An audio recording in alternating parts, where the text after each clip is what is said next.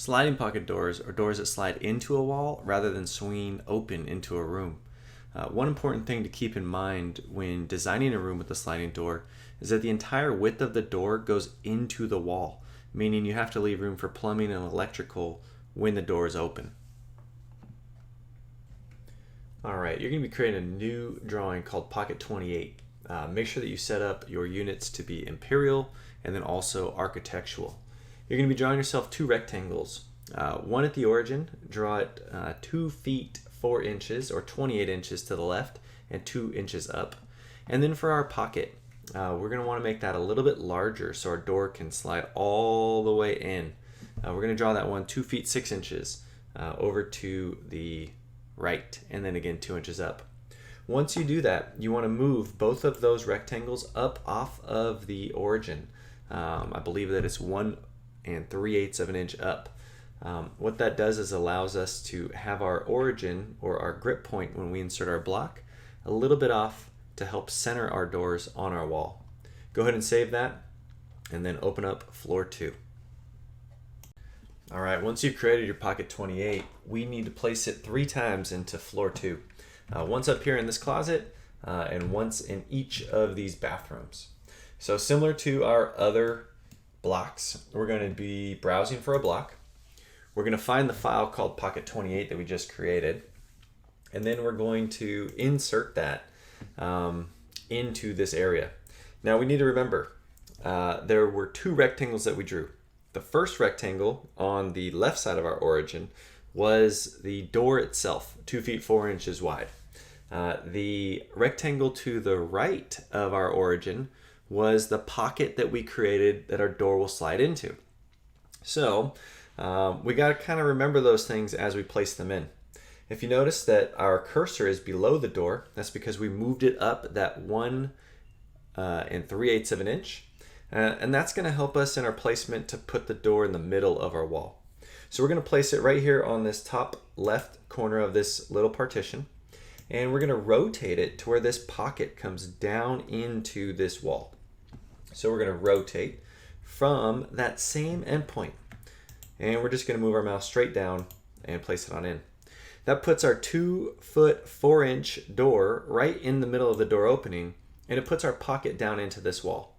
Now it sticks down into this lower wall as well, which is just fine. We would just frame around that as we're creating our wall structure. We're going to place that same one in twice. Another way you can put in a new block is right click and insert. That brings your cursor right to the same endpoint. This one here, the door is going to go in here, and then our pocket is going to come up.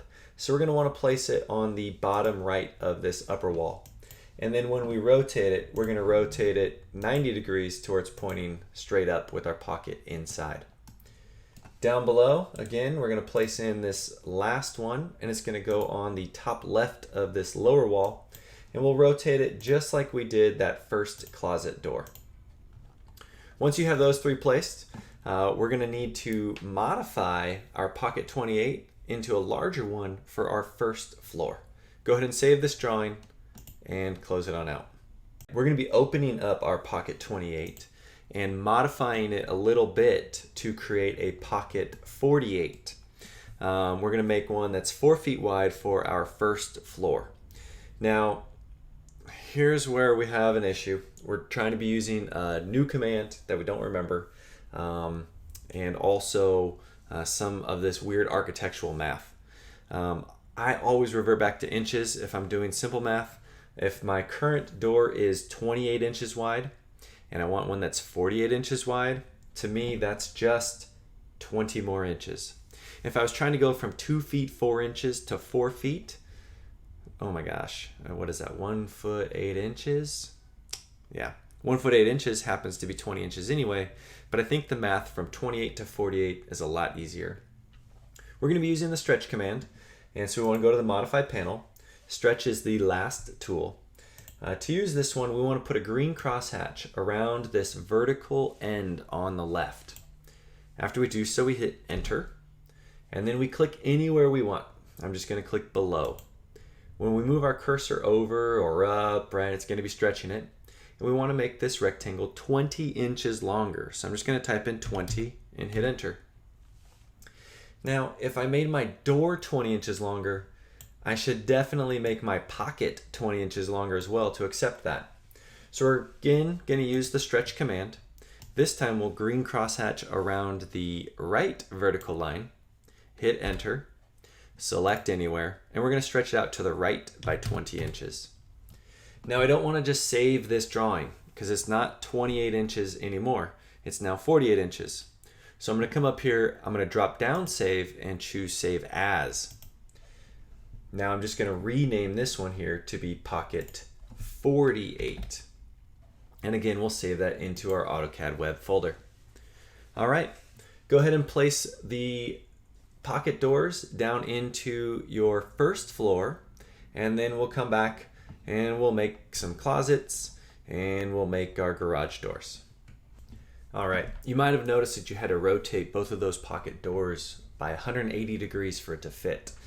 Since our pockets are going inside the walls on the left, we need that larger rectangle pointing towards the left. All right, the first closet door that we're going to be creating is all the way over here in our mudroom. And we're going to have two little sliding closet doors that overlap each other. We're going to just simply draw two rectangles. Because we're not putting in multiple doors of this same size, we can just draw these rectangles. It's a little bit easier than creating a block for one instance. Now, on the last page of the document I gave you, it tells you that the rectangles are 1.5 inches thick, but how long are they? Well, we want them to be half the distance of this opening. If you don't remember how far we made this opening, what we can do is go to the Annotate tab, use the Measure tool, and then just put our mouse in between that opening. And we'll notice that that opening is 4 feet 8 inches wide. So half of 4 is 2, half of 8 is 4. So we're going to be drawing our rectangles 2 feet 4 inches wide by 1.5 inches thick. I'm simply just going to draw a rectangle down here. Make sure that you're in the door tab. And it's going to be, again, 2 foot 4 tab 1.5. And then I'm just going to copy this door from the top left endpoint to the bottom right endpoint. Now, where I want to place them in, I want this main center line that we have going through the middle of our opening. So when I move it, I'm going to move it from this bottom left endpoint of that first rectangle, and I'm going to place it on the right mouse key midpoint of this little 4.5 inch line. And what that does is it places both doors right in the middle of that opening. Onto the garage doors. It tells me in the document that my garage doors are 2 inches thick.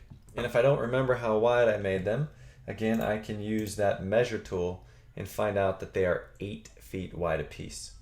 So we're simply just going to draw ourselves a rectangle that is 8 feet long and 2 inches thick. And this one goes on the inside of that wall. Once I draw one, I can just copy it over to the other side as well and complete my garage doors. All right, that's it for our doors of our first floor. You're going to have 4 closet doors or 4 sets of closet doors that you need to make in your second floor plan. Remember that your closet doors are 1.5 inches thick.